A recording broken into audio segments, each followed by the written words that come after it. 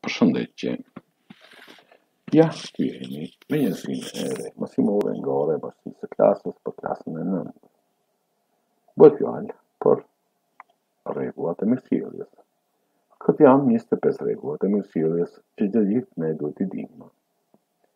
Rregullat e mirësjelljes janë mënyra se si e përgatisim veten tonë për t'u sjellur bukur. Për fat të keq, disa njerëz respektin e kodit të mirësjelljes e quajnë si diçka të turpshme, duke e konsideruar atë si një tipar që ju takon vetëm personat të stilit të lartë, të cilët janë larguar nga jeta reale.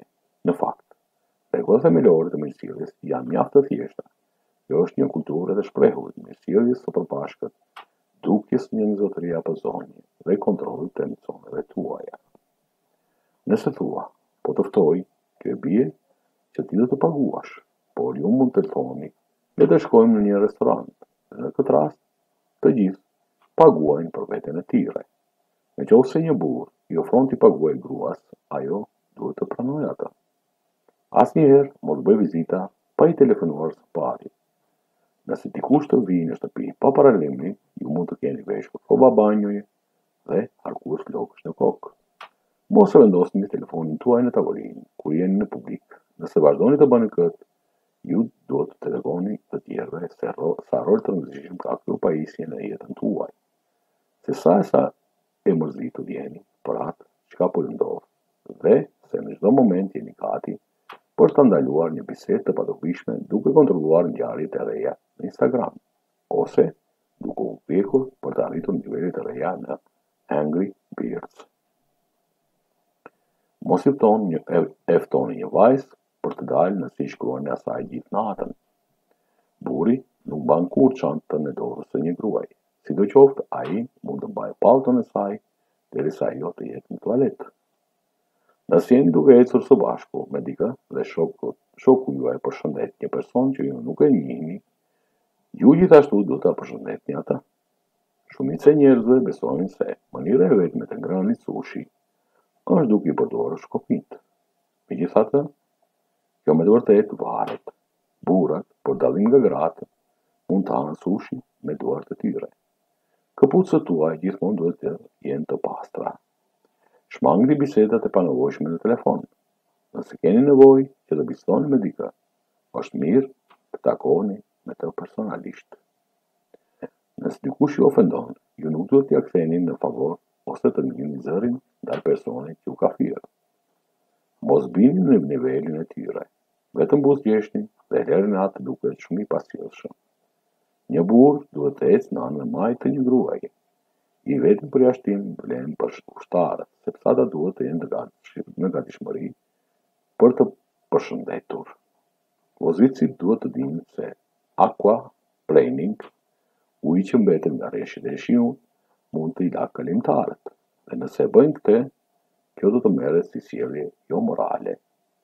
Nën gjëra gjithmonë duhet mbetur sekret.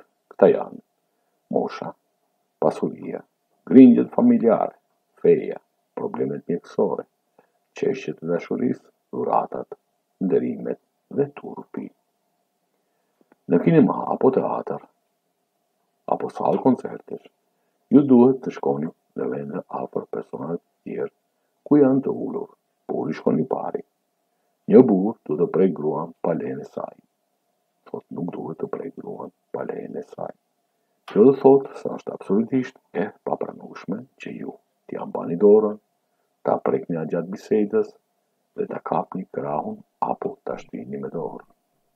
Nëse një njeri i ndihmon asaj për të futur në makinë apo ta kalojë rrugën. Nëse dikush ju thret apo ju quan në mënyrë të vrashtë, për shembull, ti atje nuk duhet t'ju përgjigjeni.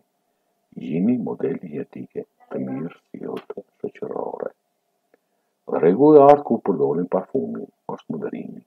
Nëse ju vazhdoni të ndjeni erën tuaj, të parfumi edhe në mbrëmje, të tjerët tashmë janë një lodhur nga jo. Një burr i edukuar gjithmonë duhet të tregojë respekt ndaj një gruaje. Në praninë e një gruaje, burrat mund të pinë duan vetëm me lejen e saj. Kudo qofshi, drejtor kompanie, një akademik, një gruar moshuar ose një student, kur futeni në një dhomë, ju duhet jeni personi i parë që i përshëndet të gjithë të tjerët. Respektoni jetën private të korrespondencës. Prindërit nuk duhet t'i lexojnë letrat e fëmijëve të tyre. Çiftet duhet të tregojnë të njëjtën respekt për njëri tjetrin. Ti kontrollosh xhepat e dikujt se mos po gjeni ndonjë letër dashurie. Letrat dhe gjëra të tjera është një tepër e vrashtë. Mos u mundoni ta ndiqni motën. Është shumë më mirë të visheni mirë. Edhe nëse nuk është në modë, gjëra duhet të mërësisht me një kostim të ri. Ja, rregulla e pjatës. Nëse jeni të ulur në një restoran apo tavolinë, ku jeni duke ngrënë, rregulla e parë apo figura e parë, ja këtu që e kemi, tregon se ende jeni duke ngrënë. Do thotë, kur piruni dhe fika janë në këtë pozitë, tregohet se jeni duke ngrënë. Kur piruni dhe fika jeni në këtë mënyrë, jeni duke pritur pra pjatën e radhës. Nëse piruni dhe fika vendosen në këtë mënyrë, gjëra apo ushqimi ishte i shijshëm. Nëse piruni dhe fika gjendet në këtë drejtim, atëherë e keni përfunduar. Edhe nëse piruni dhe fika janë në këtë mënyrë, është ajo më e keqja ku ju tregoni se nuk ju pëlqejnë gjëra apo ushqimi i përgatitur për ju. Ja, kjo është e fundit që e keni në tavolinë. Rregulla tjera vazhdojnë janë. Nëse jeni falur pasi keni kërkuar ndjesë, mos merrni si ofenduese që personit i thoni se ju vjen keq. Ju duhet të shmangni gabimet të tilla në të ardhmen. Shmangni po ashtu edhe të folurit dhe të qeshurit me zë të lartë.